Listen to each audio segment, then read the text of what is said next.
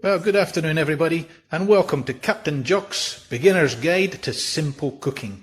And then we slice straight through the middle, and keeping your knife at quite a high angle there, and your fingers back like that, so your knife can't, if you put your fingers like that, you're going to cut your fingers. So your fingers go like that, and you're just slicing through nice thin slices. We want very small pieces of onion, but we don't want them too hard.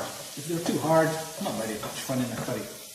So you can hear that? So it's sizzling a little bit faster now. So it's because I've turned the heat up. So just keep your eye on it.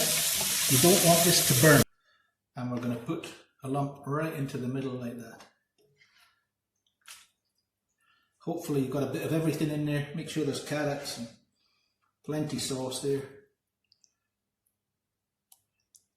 Here we go. There is your Thai chicken red curry. Beautiful.